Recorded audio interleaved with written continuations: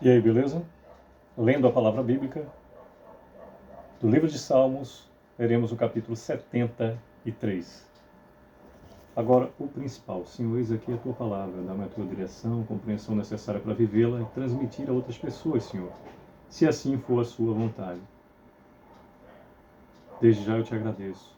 Em nome de Jesus. Bem, temos no capítulo 73, 28 versículos, diz assim o salmista do versículo 1 em diante: Com efeito, Deus é bom para com Israel, para com os de coração limpo.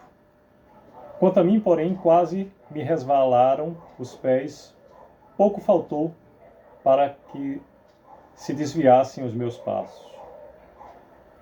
Pois eu invejava os arrogantes ao ver a prosperidade dos perversos. Para eles não há preocupações, o seu corpo é sadio e nédio. Quinto versículo nos diz: Não compartilham das canseiras dos mortais, nem são afligidos como os outros homens. Daí a soberba que os cinge como um colar e a violência que os envolve como um manto. Os olhos saltam-lhes da gordura, do coração brotam-lhes fantasias. Motejam e falam maliciosamente, da opressão falam com altivez.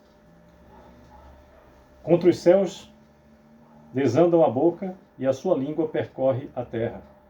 10º versículo nos diz: Por isso, o seu povo se volta para eles e os tem por fonte de que bebe a largos sorvos. E diz: Como sabe Deus? Acaso há conhecimento no Altíssimo? Eis que são estes os ímpios, e sempre tranquilos aumentam suas riquezas. Com efeito, inutilmente conservei puro o coração e lavei as mãos na inocência. Pois de contínuo sou afligido e a cada manhã castigado. 15º versículo do capítulo 73 do livro de Salmos nos diz: Se eu pensar em falar tais palavras, já aí teria traído a geração de teus filhos. Em só refletir para compreender isso, achei muito pesada a tarefa para mim, até que entrei no santuário de Deus e atinei com o fim deles. Tu certamente os pôs em lugares escorregadios e os fazes cair na destruição. Como ficam de súbito assolados, totalmente aniquilados de terror. 20º versículo nos diz o salmista: Como ao sonho quando se acorda, assim, ó Deus, ao despertares, desprezarás a imagem deles. Quando o coração se me amargou e as entranhas se me comoveram, eu estava embrutecido e ignorante, era como irracional à tua presença. Todavia, estou sempre contigo, tu me seguras pela minha mão direita. Tu me guias com o teu conselho e depois me recebes na glória. 25º versículo nos diz: Quem mais tenho eu no céu? Não há outro em quem eu me compraza na terra. 26º: Ainda que a minha carne e o meu coração desfaleçam, Deus é a fortaleza do meu coração e a minha herança para sempre.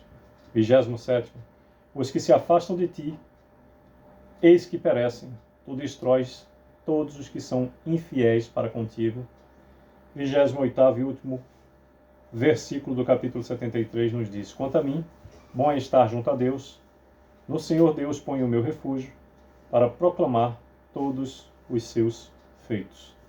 Bem, Salmo de Asaf, por meio desse cântico, o salmista nos diz acerca do problema da prosperidade dos maus. Como é difícil compreender o prosperar do ímpio.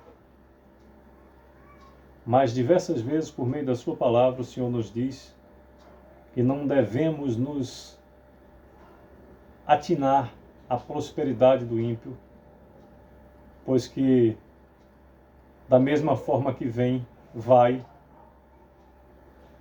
diante da supremacia e soberania constante naquele que é onipresente, onipotente, tudo sabe, tudo vê. Aquele que se detém a observar a vida alheia perde em muito tempo de cuidar da sua própria vida. E as oportunidades, por vezes, surgem justamente quando o seu olhar está focado no outro, perdendo assim a oportunidade que por vezes vem do alto, que seria a solução definitiva para mim e para você. Foquemos então com efeito naquele que tudo pode. Não nos interessa a prosperidade ou a ausência dela do outro, a não ser para orar. Colocar nas mãos do Senhor que tudo pode. Diz o salmista no versículo 1: com efeito Deus é bom para com Israel, para com os de coração limpo.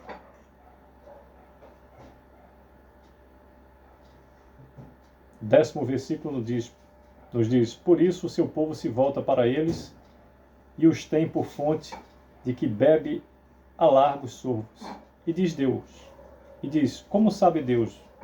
Acaso há conhecimento no Altíssimo? 12º nos diz: eis que são estes os ímpios, e sempre tranquilos aumentam suas riquezas. 13º, com efeito, inutilmente conservei puro o coração e lavei as mãos na inocência. 14º, pois de contínuo sou afligido e a cada manhã castigado. 16, em só refletir para compreender isso, achei muito pesada a tarefa para mim. 17º, até que entrei no santuário de Deus e atinei com o fim deles. Tu certamente os pões em lugares escorregadios e os fazes cair na destruição. O que é a passagem terrena com 100, vamos supor, o extraordinário 150 anos? O que seria uma vida extremamente próspera por 150 anos diante da eternidade, por consequência,